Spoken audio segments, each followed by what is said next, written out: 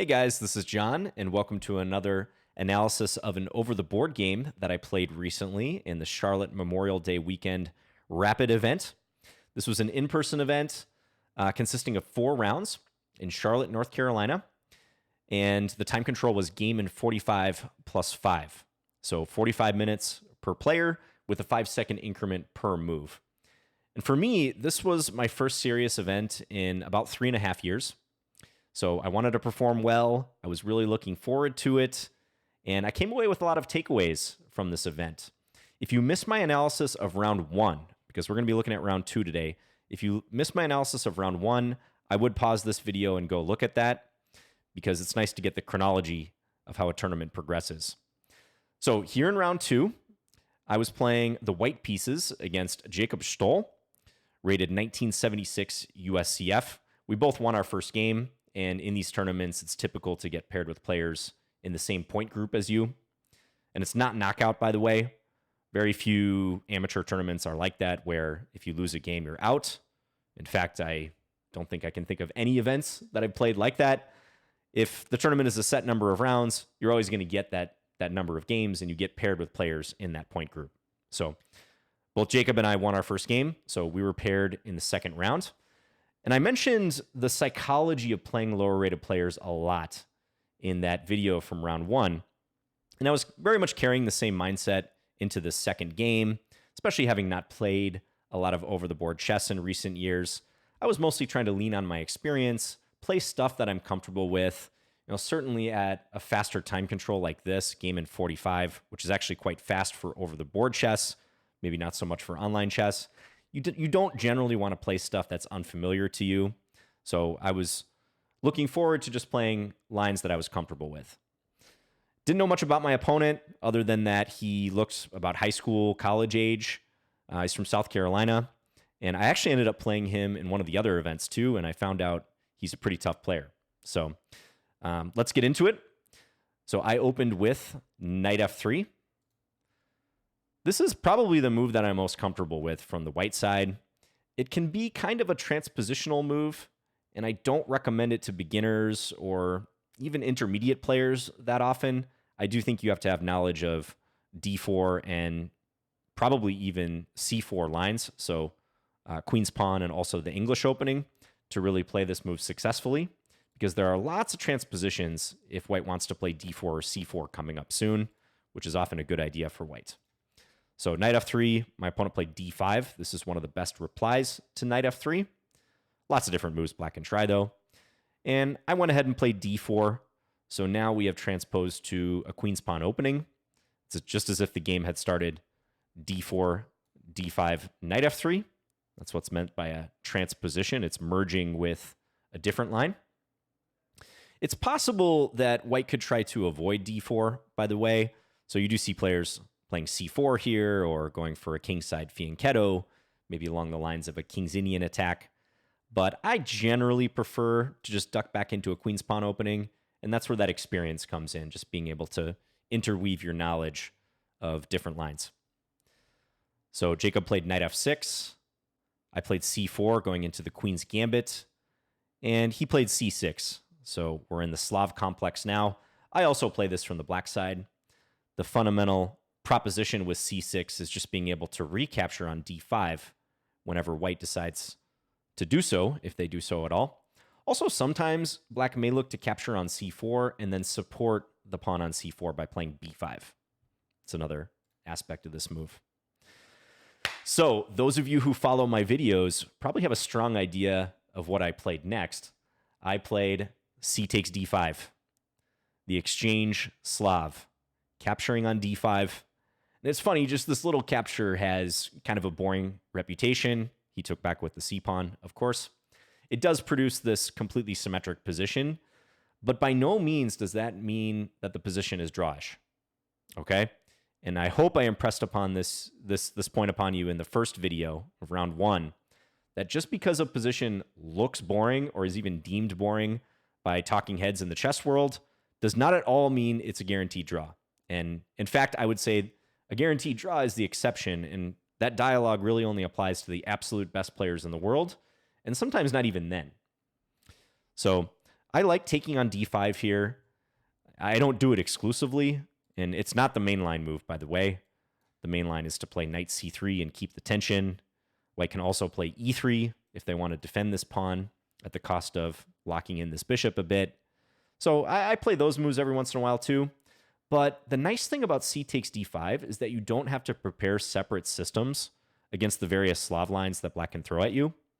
So this is getting a bit into the weeds with opening theory, but if you play knight c3, you have to be ready for d takes c4, which is the pure Slav. You have to be ready for e6, which is the semi-Slav. And you also have to be ready for lines like a6, the Shebanenko variation, and even g6, which is the Schlechter Slav. And purists may say, well, it's fine. We can have systems against all of that. But from a preparation burden, that's already quite significant if you have to prepare 4 different systems at a minimum here, versus just playing c takes d5 and knowing you're going into a more fixed pawn structure, but under the umbrella of the exchange Slav. You also don't have to worry about black taking on c4 at some point if you're unprepared for it. So I think there's a lot of practical upside to playing the exchange Slav. So I go ahead and play it here, and then develop my knight to c3. Black also plays knight c6, and then bishop f4. And I've mentioned this before when it comes to the exchange Slav, but there's a lot of overlap with the London system in terms of the types of plans and where the pieces go. Okay, so the bishop coming out to f4, classic London system move.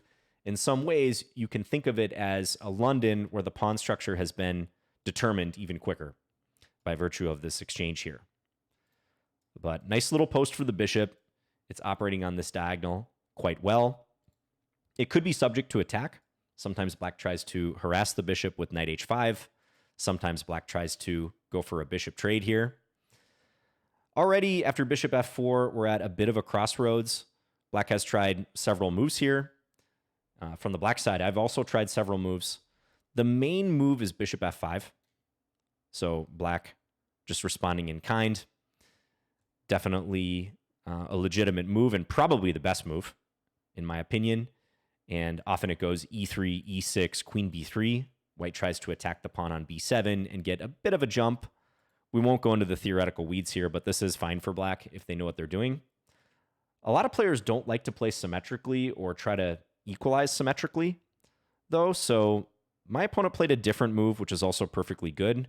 He played a6. So controlling the b5 square.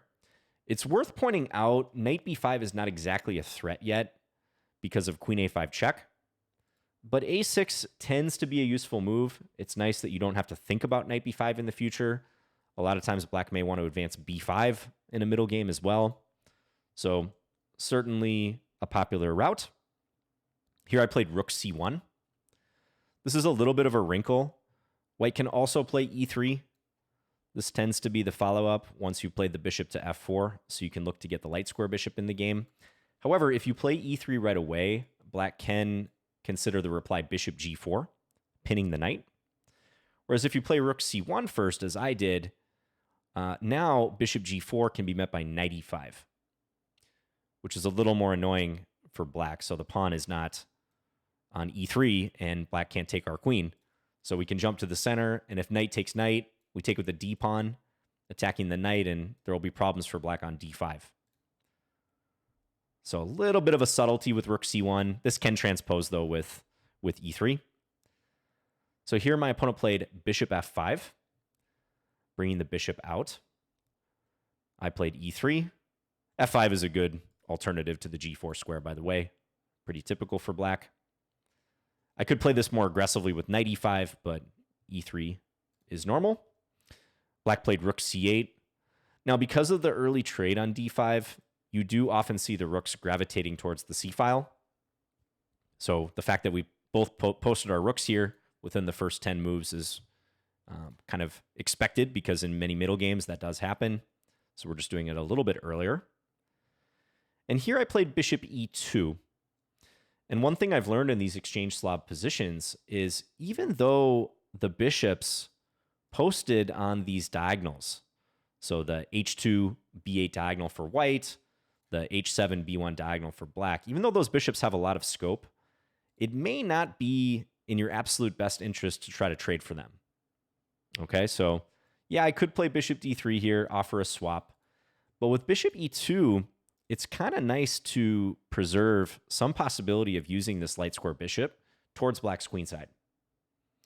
And I'm acknowledging that black does have control of this diagonal, but as long as I don't put something there in the short term, especially blundering something, it's fine. It's manageable. And maybe I'll even go after this bishop in the future with some sort of knight h4, just like I was talking about how black might consider knight h5 at some stage going after the dark square bishop. So I wanted to keep a little tension in the position. Again, going back to my philosophy playing against lower-rated players, maintain pieces, keep stuff on board, all else being equal, give them lots of chances to go wrong. So bishop e2, black played e6, I castled, and here Jacob played the move bishop to d6, offering a trade of bishops. And we talked briefly after the game. I mentioned I thought this move might be a slight mistake, but I don't know if that's actually the case. It is the most popular move in this position. If you search the database for this moment, which you can do, for example, on Lichess and going to an analysis board and clicking open the book icon, you will see a lot of games from here. I kind of like the way that Magnus treated this position. He had a game against Wesley So in Norway back in 2018.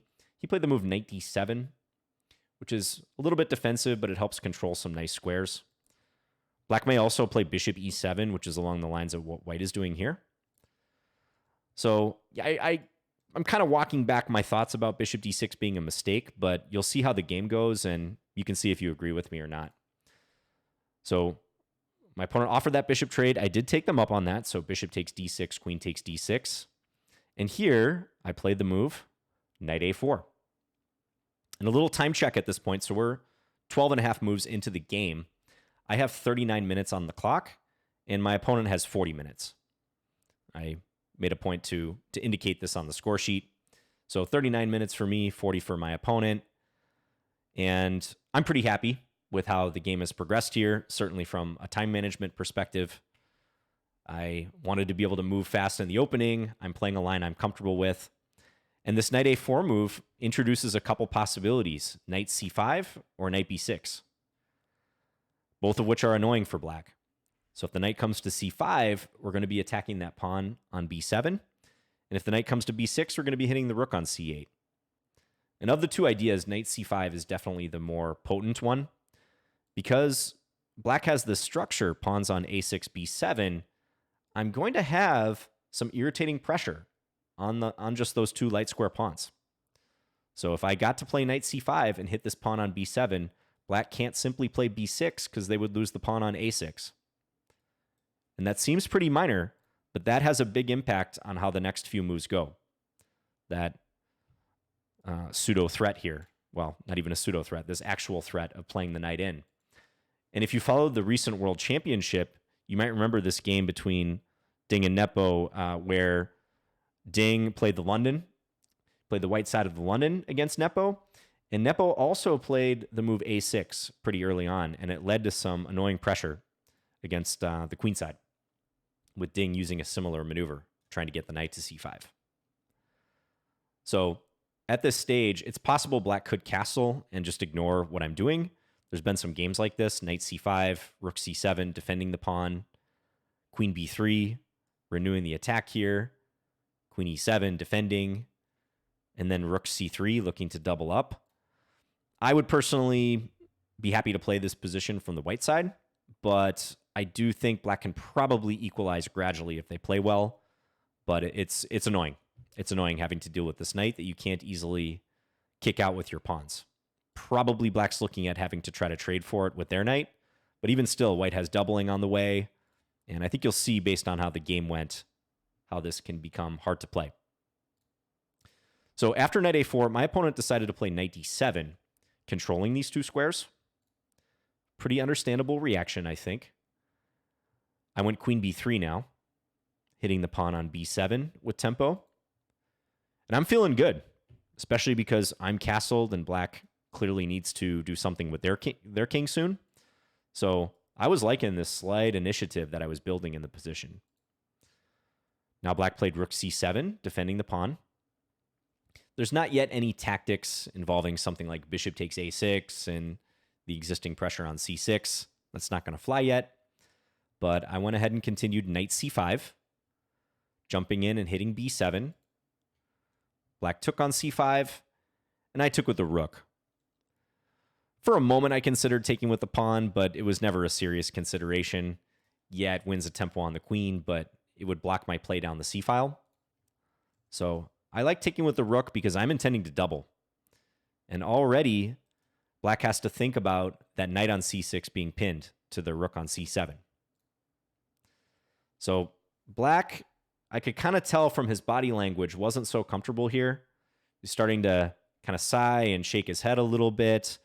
I think we both saw that I had coming pressure with rook fc1 and also the move queen b6. But he did surprise me with this next move. I would think that he would want a castle here. That was definitely the move I was expecting. And then on rook fc1, I thought very likely black's going to play this soon. Turns out there's actually a game from here, several games, but one high-level game between Alexander Morozevich and Luc Van Welly, played in 2008, where black did gradually equalize from this point. They actually played the move bishop g4, looking to eliminate the knight. And even though white had a nice bind going on the queen side, they weren't able to make much of it. In fact, this move king h1 looks weird that that Morozevich played from the white side. But the point is here, black is standing firm on the queen side, and they're actually threatening knight takes d4. So if white were to play something like b4, they run into this with the discovery on the queen, and queen takes d6 runs into knight takes f3 with check. So I don't want to go too far down the rabbit hole with this, but basically in this game, black gradually managed to organize their pieces after having castled short, queens retreated, and they soon drew the game. So black could castle, and again, I think with some accurate play, probably hope to equalize here. But I think he was already leery about the pressure on these points and the pins that were brewing. So Jacob played the move king d7, bringing his king closer to the party. And although that does help out in defending the queen and also the rook, it's inherently risky because the king's in the middle of the board and there's a lot of pieces. Instantly I'm looking at, well, do I have some knight e5 opportunity at some point coming with check? But first, I doubled my rooks. So making sure that this knight cannot move. Black did the same, rook hc8. So now if black gets a chance, they may look to move this knight. Let's say knight back to d8, trying to bring about trades. But I was pretty happy with my next move. I had envisioned this sequence. I played the move queen b6. I'm going to pause to drink my coffee here while you guys take in this position. Yeah, so queen b6. And I got to admit, in my head, I was already starting to get delusions of grandeur. Like, John, are you about to play your immortal pin game? Because it's already looking like black's pretty tied down. These narratives that we construct in our head. Just quite toxic thinking, by the way. You always have to try to rein yourself in when that begins to occur. Sort of storylining how you think the game should go and envisioning yourself on the podium or, telling your friends about this beautiful game or combination that you played. But after queen b6, it's hard for black to find a move. And they certainly can't play the moves they want to play here, most of which involve trying to reduce the tension in the position and trade down. Okay, so the main issue for black is they can't move this knight now. This knight on c6 absolutely cannot be moved. Let's say black plays something like knight e7, looking to swap queens, hoping for takes, some big trade down the file, after which black would surely be fine. Well, it runs directly into the brutal knight e5 check. Knight e5 check. The knight is no longer on c6, and you can just see black's coordination instantly crumbles. This knight is protected, and if the king moves, we pick up the queen.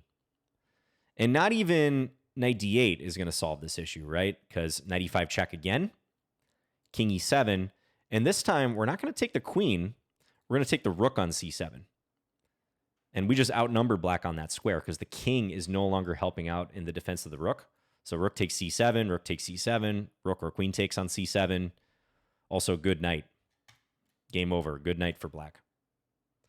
Not this night, just the game in general. It's bye-bye. So that's the issue black is facing here, is that queen b6 freezes the black position because the knight cannot move. And even though I'm not threatening anything directly, like knight e5 is not yet an imminent threat, it's irritating if black can't easily resolve this big clump of pieces. Now, it's true that I also need to assign my pieces, at least the major pieces, to maintain that situation and the knight threatening to hop to e5, but I have ways I can improve my position, and it's a lot harder for black to do so. But to Jacob's credit here, he assessed the position wisely. He stayed calm, didn't blunder anything. He played the move f6, which I think is kind of the only approach. I think you do have to cover this e5 square a little bit better if you ever want to hope to move this knight. And we reach an interesting position here. If you want to pause your video and try to figure out what you would do here as white, feel free to do so. I will mention there's no immediately winning move for white, so we're not looking for a tactic. Just how would you think about playing this position going forward? What would you do?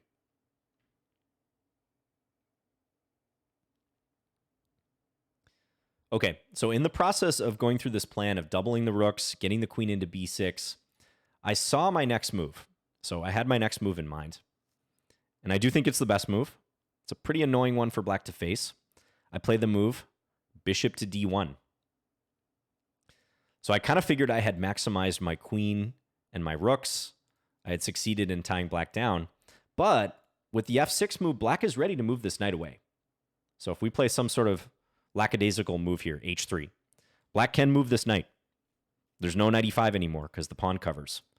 And again, we're looking at mass simplifications. Maybe I can keep some sort of pressure. So my main task in the position is, after f6, to prevent black from moving the knight and just in general keep black tied down. Like I would love to perpetuate this control that I was already starting to feel in the position. But it's very bang bang because again, black's ready to move this knight away, e7 or possibly d8. So I play the move bishop d1, and this check now that could appear on a4 whenever the knight moves allows me to keep control. And I was very happy about that. So let's say black moves the knight. We throw in the check, and black's poor king can't stay guarding the queen if the king were to move. So black would be forced to play the knight back to c6. And guess what? I've just added another defender, and black is even more pinned because they legally can't move the knight going forward. Same thing on knight d8 or wherever else the knight wants to go, right? Throw in the check, and bad news. King e7, again, would lose here to rook takes c7. So I was already in love with my position. You guys know I like these positional grinds, having the grip on the setup. Little time check again. I have 24 minutes at this point. My opponent has 19. Okay, so I'm up on the clock at this point. But Jacob plays the best move. He plays bishop g4. Excellent move. And I briefly showed you that Morozevich versus Luke Van Welly game. I know I kind of flew through the moves there. But that is the same move that Van Welly played against Morozevich. So moving the bishop to threaten the knight. Because if black doesn't do this, let's just take a sample continuation here. I think it's possible for white to increase the pressure with no risk. Okay, so let's say black plays something like h6. This bishop comes here. I don't know, g5. Maybe black even starts to try to do something on the king side. I can think about playing knight d2, followed by knight b3 and knight a5. And guess what? It's all hands on deck against that knight on c6 and maybe even the pawn on b7. Let's just put that on board just to show. And yeah, my king is looking a little exposed over here, but black has no meaningful attack. I can always close things if I need to. And the action is clearly mostly taking place on the queen side, almost entirely on the queen side. So this would be really awesome. Then I might be able to say that this is my immortal pin game if this were to come to pass. But Stoll correctly realized that he can play this bishop g4 move and try to eliminate this knight before I get any designs with it. Okay, now here, I probably made my biggest practical mistake of the game, and it had nothing to do with the move that I played. So I deliberated for 11 minutes after this move, bishop g4, and I ended up playing my first instinct move. And I just hate to do that. It's one of my big leaks in chess. I'm just being fully transparent with you guys. I really struggle with time management. I probably didn't even need to tell you that since you've watched me struggle with time management in my games. I especially have issues when the position is good, when things are going well for me. It's really odd. I've had this issue for years, but deciding between good options is tough. I have perfectionist tendencies, and that definitely crept into the game in a big way at this point. So I spent 11 minutes. I ended up playing bishop a4 here, which is my intention with bishop d1. So why did I spend all that time? I was looking at the move knight e5 here. Knight e5 check. And I maybe was guilty of thinking about what the engine might do if the engine had this position, because I've seen a lot of engine games where there's a move that seems to increase the pressure that a human thinks is intuitive, but the engine actually says, wait, you don't have to do that. Now is a good time to sharpen the position, like introduce some dynamics to the game. So I started looking at this move knight e5, which is a cute move because let's say black takes with the knight, first of all. We'll look at pawn takes in a second. Knight takes loses in very nice fashion. We can trade queens with check and then take on e5 with check. Black can't take the rook because it's defended. And let's say black takes back with the pawn. And we swap everything off on c7. And if black were to take the remaining rook on c7, they would lose the bishop, resulting in being down a minor piece. Also, if black takes on d1 instead at the end, take your pick here, grab one of the pawns, probably b7. This is a completely winning ending for white. So I started looking at these tactics, and it was very hard to tear myself away from that. Knight e5, realizing that this move would lose. And on f takes e5, bishop takes g4, liking the open nature of this position. I was dreaming of some situation like this, where maybe I get to play rook e1, shift over and attack this pawn on e6 that is now quite weak. Maybe there's some rook takes d5 shot at some point if the queen ever leaves the defensive d5. But after looking for a while and spending all this time, I realized that in this position, black has a move that just kills all my fun. Just straight up kills it. So if you want to pause your video and try to figure that out, what would you do as black here?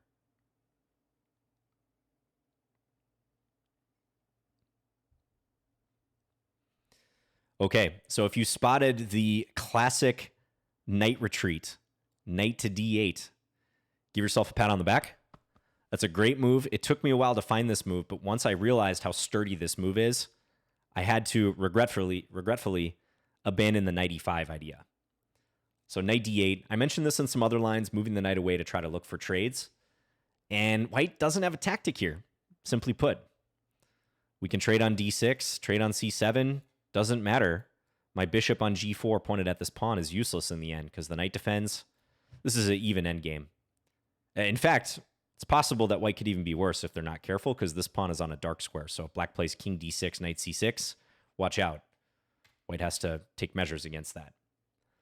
Likewise, trading on c7 first wouldn't make a difference, nor does bishop takes e6. So one thing I was banking on was bishop takes e6 as an idea because I saw knight e7 by contrast. So knight e7 instead of knight d8. This loses in really nice fashion because I can play bishop takes e6. Little deflection idea. Or, I'm sorry, I would actually take first on c7. Yeah, take first on c7, and I could do it here or play this first. Rook takes c7, queen takes c7, and then take on e6 in one way or the other. Don't know that the move order actually matters that much because this also works. Point being, queen takes, I capture on c7. With check, king takes, same thing. So yeah, if I take here, I think that's a little bit inaccurate though, which is a big problem in this position. Being a little bit inaccurate can have huge consequences because here if I play rook takes c7, black can take my queen. So yeah, important to trade once and then go after e6. So I did see that knight e7 would fail for that reason. Also note, knight takes d4 does not work for black. This is a tempting move. And mentally, I had refuted this too. So here, this even defends e6. Problem with this move, though, rook takes c7. We trade both the rooks on that square. Take on d4. Looks like black has a back rank mate, but we have queen d1 or bishop d1 to defend at the end. Black can gather another pawn, but this should be losing for black. So I'm sure many of you have had this feeling in calculating a combination before that you want it to work. You're trying to force it to work. You're looking at all these lines that end well for you, but you have to, as much as possible, remain objective in those moments. And I am proud of the fact that once I spotted knight d8, even though it took me 11 minutes, I did back off this line because there's nothing here. Engine says this is dead equal. And we just have to trade down, more than likely. But that was frustrating. And on a practical level, it's one of those things I wish I just had played the move I wanted to play in the first place. And I think I should have. I think looking for a forced win here was premature. Black hasn't done anything egregiously wrong yet. Yes, they're under pressure. Yes, they should be a lot worse here. But I wasn't in a position yet to crack the black position. I got carried away at looking at beautiful lines and lines that tended to work out for me. And I only was brought back to reality when I spotted this knight d8 move, which again, I am proud of that fact. But yeah, frustrating moment.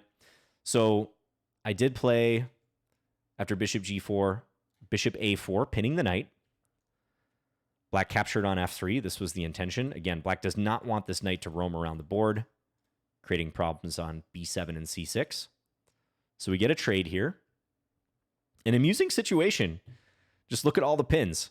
You got a diagonal pin. You got a lateral pin with the queens eyeing each other up.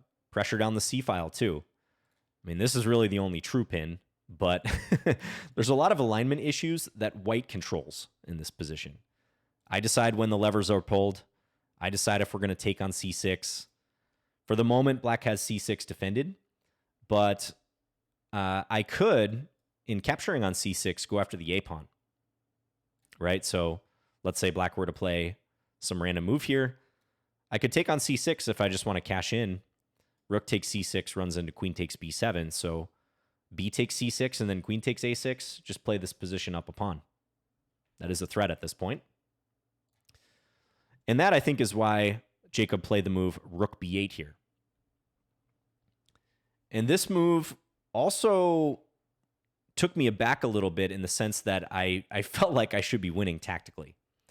Rook b8, aligning with my queen, but I mean, first thing you ask yourself is, why doesn't bishop take c6 just win here? Pawn takes c6, queen takes b8. Well, black can take with the rook in this instance.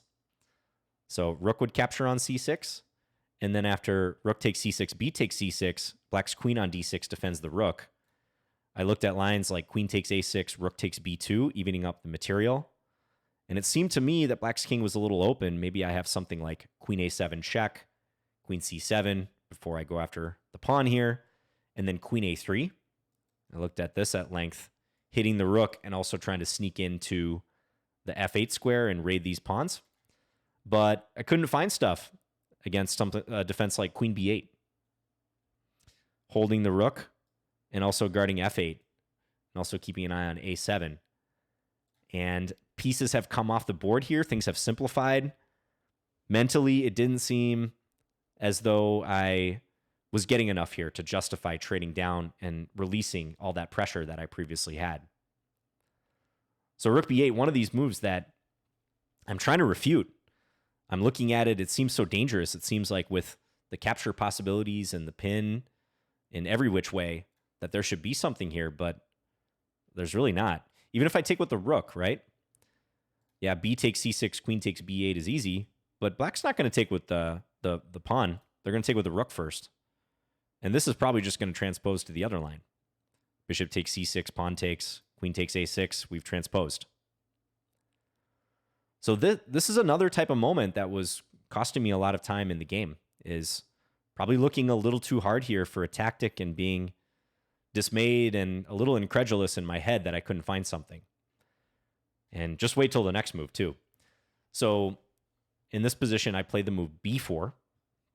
which is another idea I had brewing in my head. I saw that I could try to bring up my queenside pawns, ideally even moving the bishop away and getting the a pawn involved, eventually landing a pawn on b5 to truly force this knight to move so I could crash through down the c file. So I did play b4. Problem is this requires a little rearranging because if I want to get my a pawn to assist in the b5 advance, I would have to move the bishop away from this diagonal and release the pin. So Jacob now played rook a8.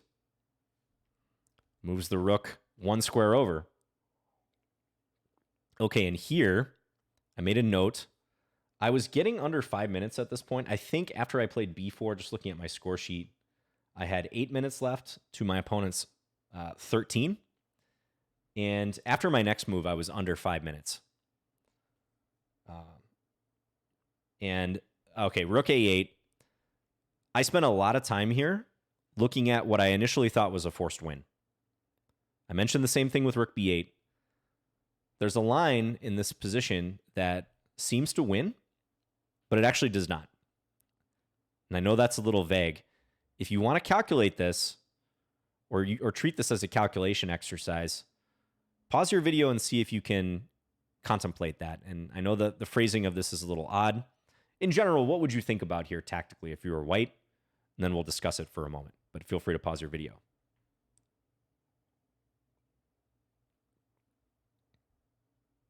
Okay, so due to the rook's position on a8, I was looking at a lot of ideas involving an eventual queen b7, forking the king and the rook. And the way that this would be set up is preserving the light square bishop, so I can always keep that pin. And actually starting with rook takes c6 in this position. B takes c6 would be forced. Rook takes runs into queen takes b7, and everything collapses. So b takes c6, and now rook takes c6. Kind of shades of the Morphy Opera House game, where he had the pin on the Duke and the Count's knight on d7 and played rook takes d7. So kind of shades of that. So black would have to play rook takes c6 here because of the dual threats and all the discoveries. And then the move I was concerned with was queen b7. This is what I was picturing in my head after black had played rook a8. And I probably spent a couple of minutes just looking at moves like queen c7 here, blocking the check since black can't block with the rook. But then realizing this is completely winning. Bishop takes c6 check. Black can't take because of the pin. King moves somewhere. We can just trade queens and then take on a8. White's up a minor piece and a pawn. So that was no problem. But if you saw that in this position, black has the remarkable move, completely forced, king d8, give yourself a pat on the back again. Because this is the move that I kept running into in my analysis. Kind of an amazing defense, because both rooks are hanging with check. But in taking one of the rooks, the other rook becomes defended. Okay, so if I take this rook on a8 with check, yeah, it's great if black moves their king and I can scoop this up, or maybe even take the scenic route and do something like this and go after the rook later, or check and do this just like the other line. But guess what? Black can play rook c8 because they're no longer pinned anymore. Same thing if I play bishop takes c6. This hits the rook twice, but black can play rook c8. They're no longer pinned. I was thinking in some variations, can I go over and take a pawn on g7, but not with the bishop hanging. So amazingly, this defends for black, and it's one of those situations I almost didn't believe that my opponent had saw all that. And I actually asked him about this moment after the game, and I wasn't sure based on his response if he had calculated that. It looks so beautiful and so thematic, but yeah, there is no win. Queen b7, king d8. It's the only move that defends. But nothing here. Even taking the rook with check. I think I thought about stuff like this, trying to threaten, again, the pawn down on g7, but I was just always seeing ways black could block me. Even if I got another pawn, I wasn't completely satisfied with this based on the position I had before. So speaking of time, these are the things that cost a lot of time. I'm going to kind of forgive myself on this one because I do think that's a line that needs to be calculated, and it did take me a little while to spot king d8 in that line. But at the same time, I wish I hadn't even seen that, because I probably would have ended up playing a move like I did in the game much quicker. So at this point, I played the move rook 1 to c2, which is a bit of a waiting, improving move. My point with this move is that I could think about playing b5 and crashing through right away, but I believe black posted the rook on the a file so that after a takes b5, bishop takes b5, they can take the pawn down on a2. And black does have just enough defense of c6. They're kind of turtling up here, but they do have enough defenders of this square. My thinking with rook 1 to c2 was to prophylactically defend that a2 pawn. So when I played b5, or if I wanted to play b5 in the future, and we get this trade, there would be no rook takes a2 at the end. All that said, though, I think I needed a completely different plan at this point. So up till this stage, most of what I had been thinking about had to do with the queen side. You know, there was that brief foray and looking at knight e5 that cost me the 11 minutes. But I think to truly break black's position, I need to use Capablanca's principle of two weaknesses idea. So the engine indicates that the move e4 would have been very strong somewhere around here, trying to break black in the center a little bit, acknowledging that, yes, we have black tied down pretty much forever on the queen side, but I don't have to focus on b5 or moving the bishop and going for a4, b5. We can take things to the center. And just a few sample lines here. Let's say black takes on e4. Now the engine indicated that d5 was strong. Attacking the knight, pawn takes d5. Now take on e4, and if we get a couple trades, rook d1 comes into the picture at the end, supported by the bishop from a4, wins material, wins the queen. Rather optimistic line, but you kind of get the picture. Even if black were to play d4 here, trying to keep the position closed, white has rook d5. Similar idea, this time supported by the pawn on e4. So e4 would have been a nice change of pace here. Black could play more solidly, something like rook c8, just coming back to try to defend. But let's say we get a trade on d5, even king g2 just taking some time here.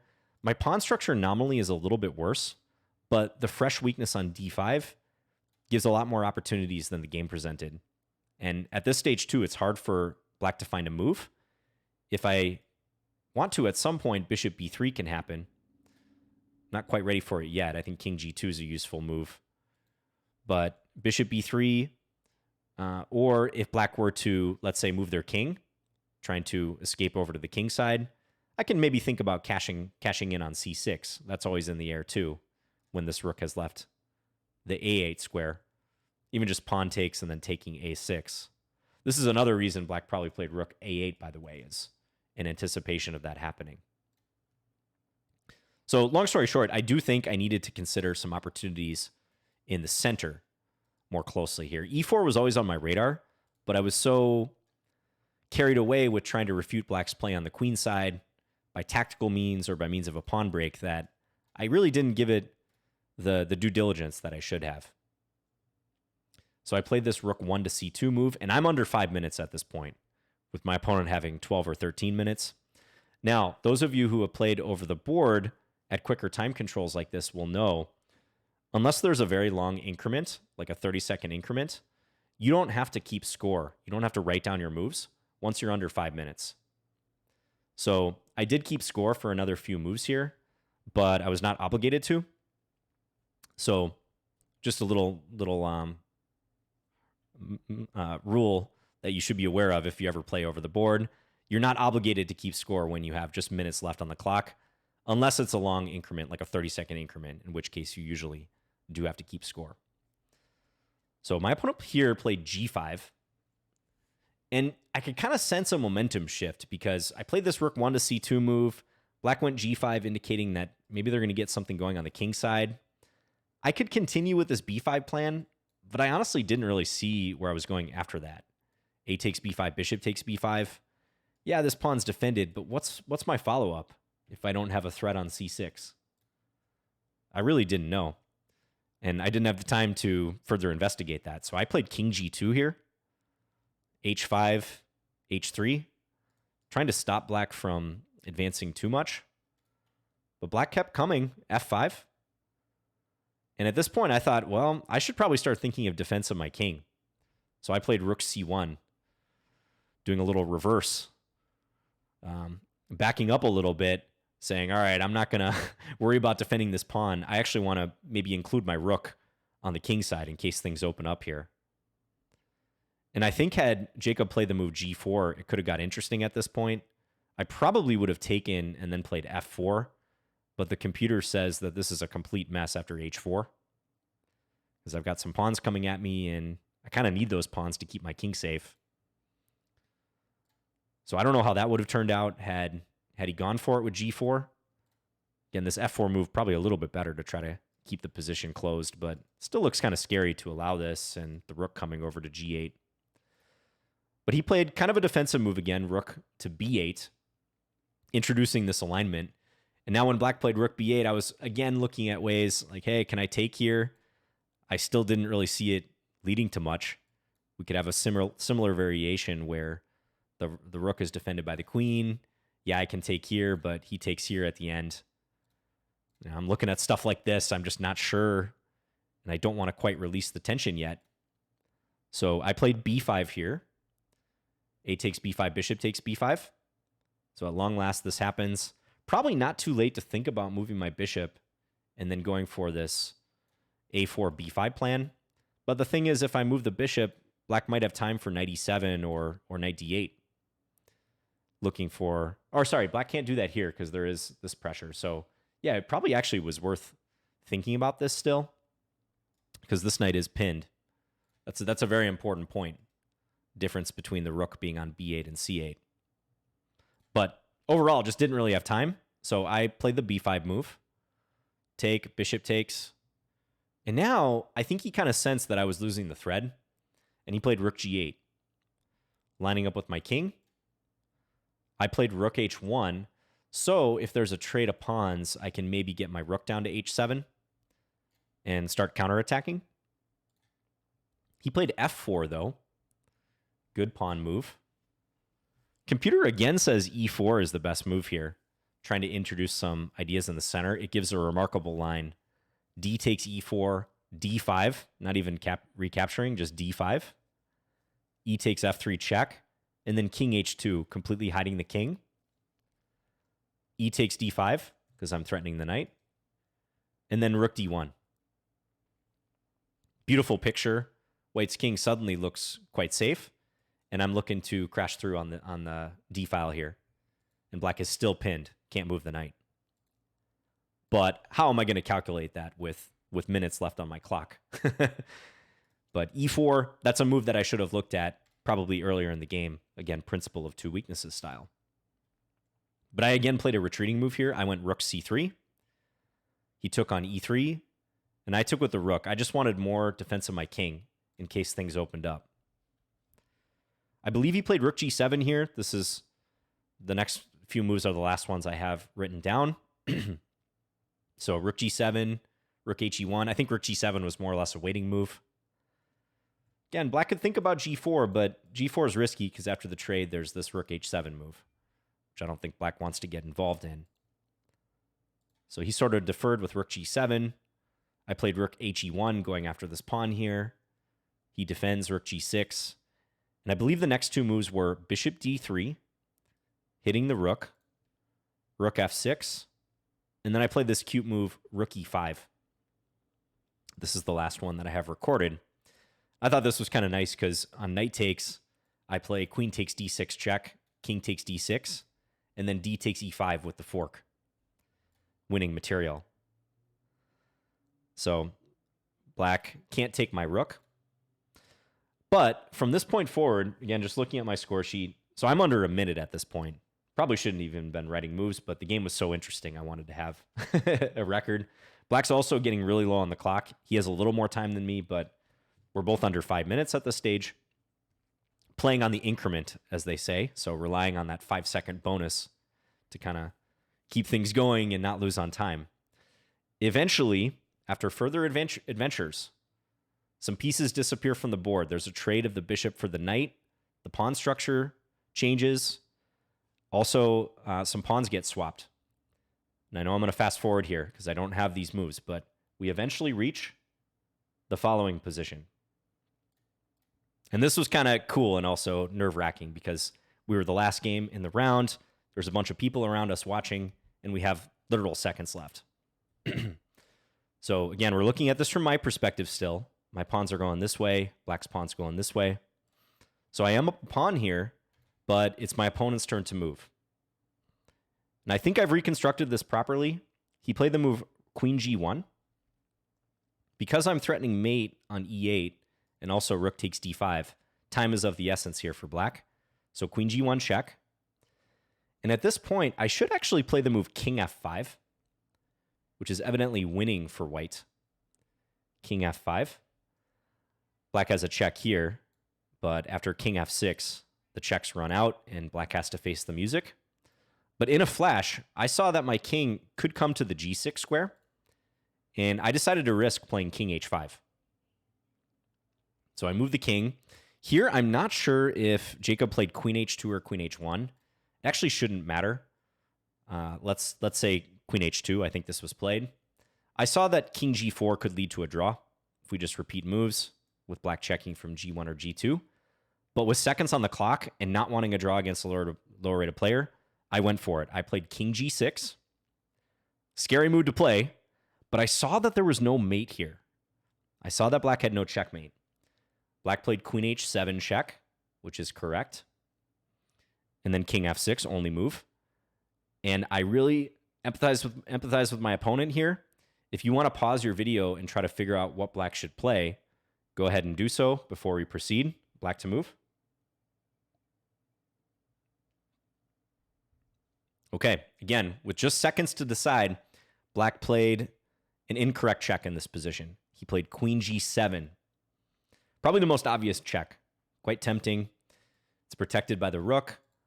Problem is, after King F5, I'm escaping with my king. And I won in a matter of moves here because the productive checks for black run out. If they trade queens, this is a winning endgame for white with my two connected pawns. Even if black maintains this pawn or something, my pawns are too strong. I can always come back and defend if I need to. So even a simplified position like this would be winning for white, I believe. Although that's maybe worth checking after this. But other ways white could play too. I could, for example, move my king first or consider a different way of handling the d-pawn. I think black actually played after King F5, Queen H7, King G4, and then the move Rook D7, allowing the king to escape here. But I took on D5, and we simplified to an endgame where I was up 2 pawns, and I soon won black's queen. So anyways, Queen G7 was the losing move for black. Had black played Queen H8, they would have got the draw. Queen H8 check is the correct move here. Good job to those of you who saw that. And it's a perpetual check net. So I can play my king to G6 or F5. It doesn't matter. King G6, Queen H7 is just a repetition. And King F5, importantly, is met by Queen H3 check. Nice geometric use of the queen here. Queen H3 check. This is what black did not have in checking with the queen from G7 after King H3. They didn't have a check from behind. But Queen H8, King F5, Queen H3, you can quickly see why this is going to be a perpetual, because I can't go to this square, E4. The black pawn is guarding it. I can only go forward, King F6 or King G6. King F6 runs into Queen H8 again. King G6 runs into Queen H7. The operant squares for black are H3, H7, and H8. They can just check with their queen from those squares, and I can't escape.